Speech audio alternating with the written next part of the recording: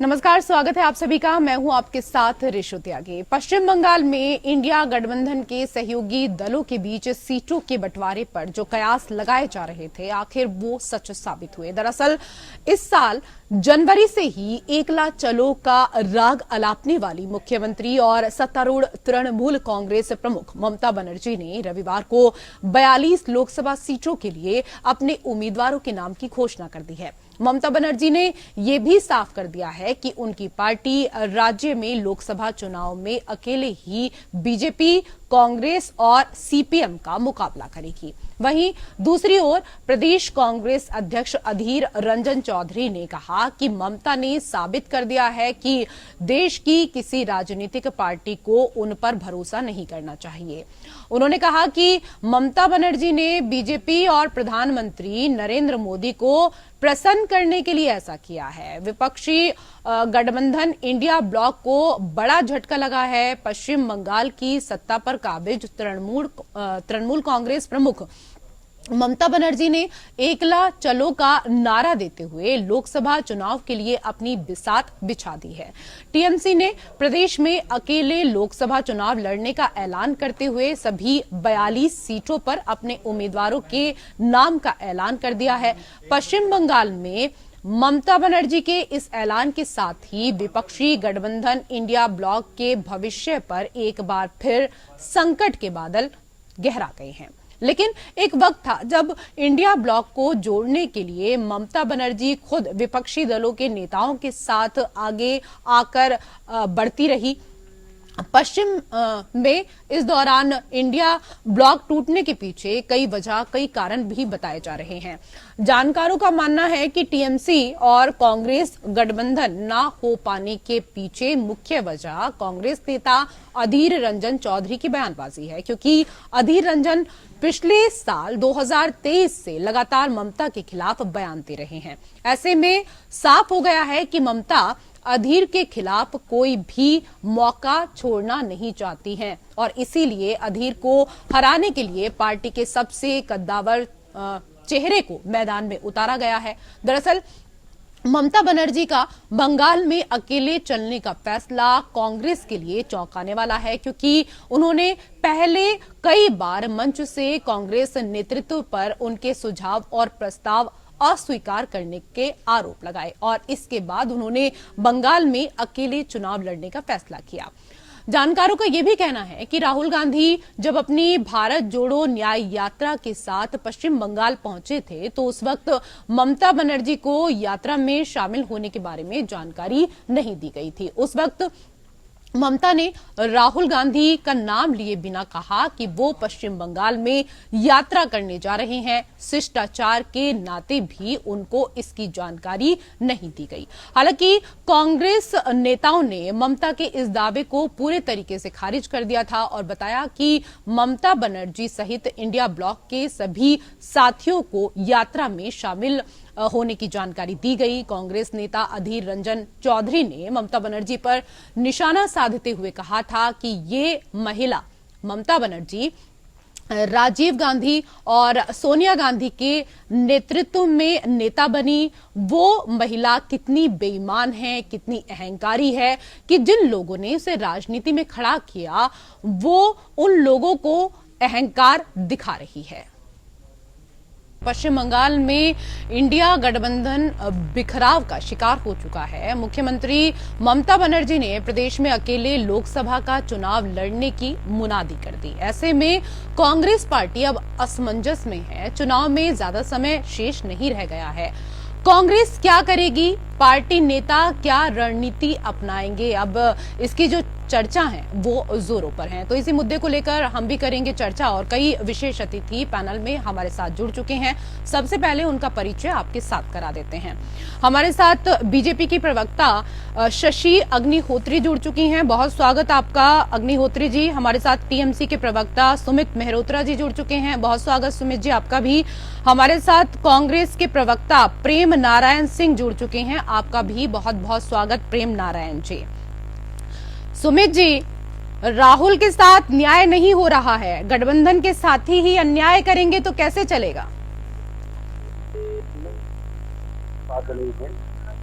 हम तो चाहते यही है, हमने शुरुआत से दीदी का प्लान था कि भाजपा को अगर रोकना है तो बंगाल में तृणमूल कांग्रेस ही रोक पाएगी। पर इनके नेता आप देखिए, अधीर रंजन चौधरी जी जिस तरीके से ममता दीदी को बदनाम करने का, सरकार को घेरने का काम कर रहे हैं, क्या इस तरीके से काम होता है?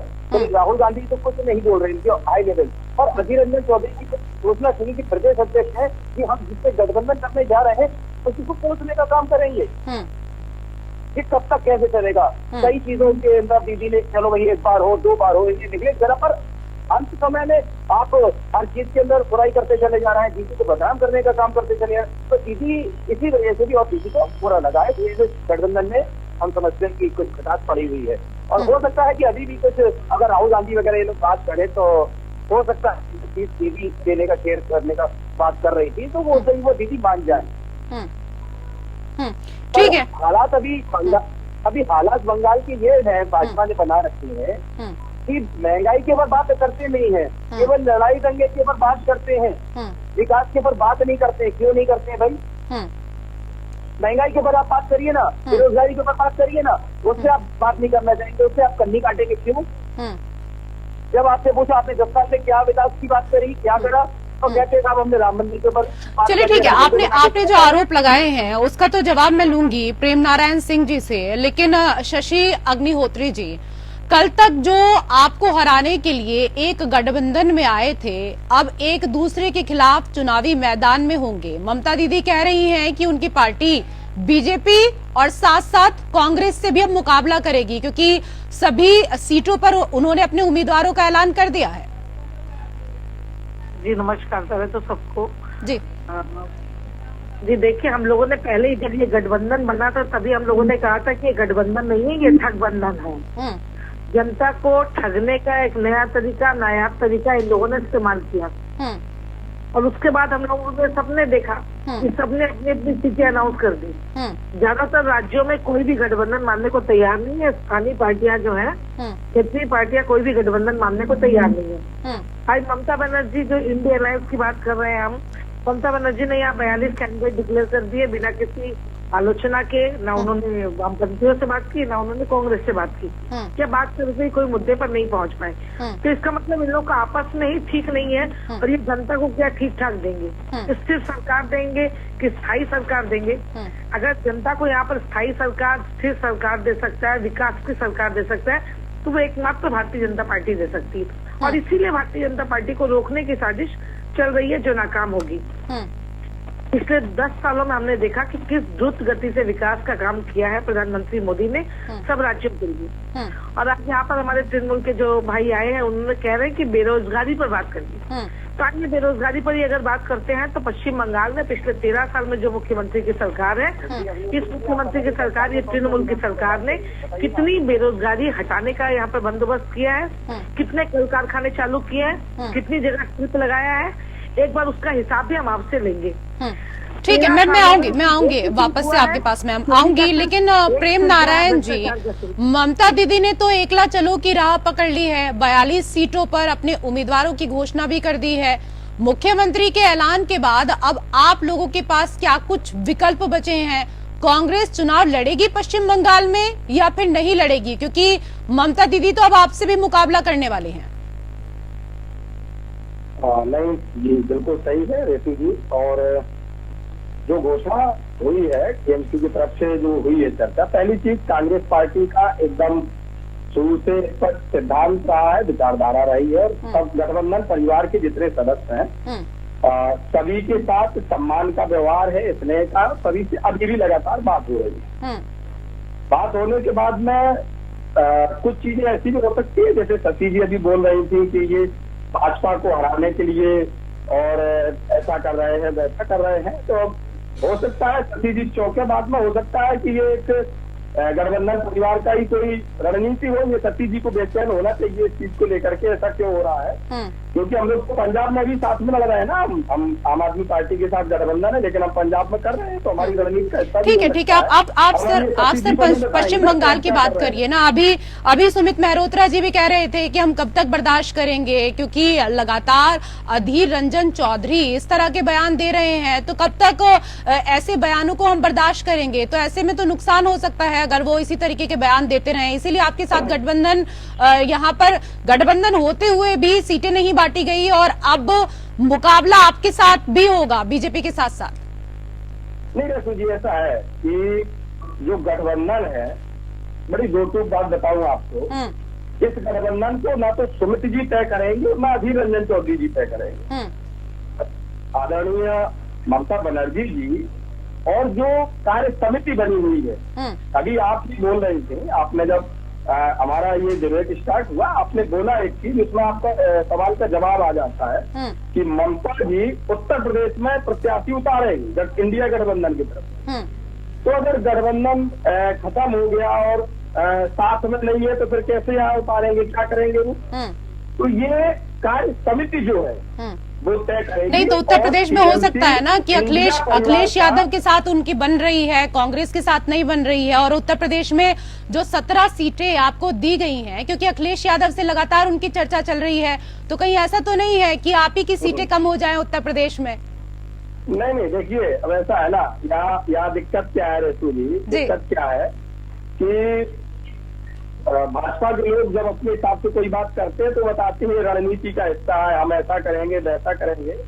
तो सामने वाला कुछ कर रहा है तो वो भी पार्ट ऑफ पॉलिटिक्स हो सकता है, एक रणनीति प्लानिंग का भी हिस्सा हो सकता है।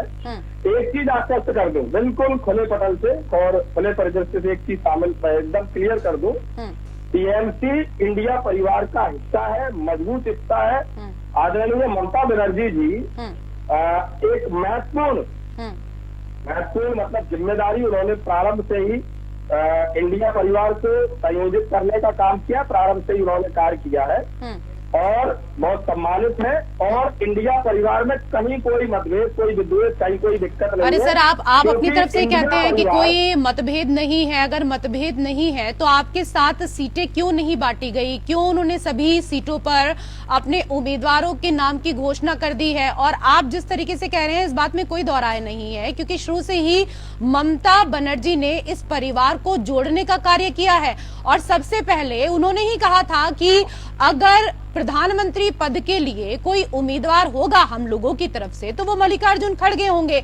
लेकिन उसके बाद भी अगर इस तरह की स्थिति आई है तो इसके पीछे कुछ तो कारण होंगे। वो कह ही रहे हैं कि अधीर रंजन चौधरी इसके पीछे एक सबसे बड़ा कारण है।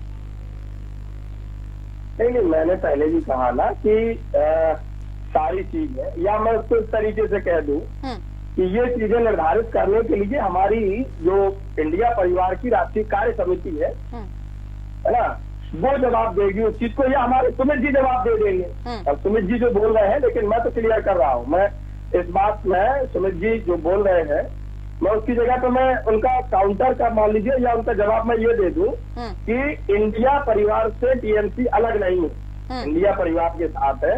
और बाकी बहुत अधिक विस्तार में इस बारे में हम चर्चा नहीं कर सकते, बहुत अधिक इस बारे में नहीं बता सकते। साथ कैसे होते हैं, मुझे ये बताइए ना। एक दूसरे के खिलाफ आप लोग अब चुनाव लड़ेंगे, ममता दीदी साफ तौर पर कह रही हैं कि वो आपके खिलाफ चुनाव लड़ेंगी, फिर कैसे साथ हैं? मुझे तो ये साथ की परिभाषा ही समझ में नहीं आ रही है। तो बंगाल में महागठबंधन को ठेंगा दिखाने का कार्य ममता बनर्जी की तरफ से किया गया है और इसी को लेकर लगातार हम चर्चा कर रहे हैं। कई विशेष अतिथि पैनल में हमारे साथ जुड़े हुए हैं।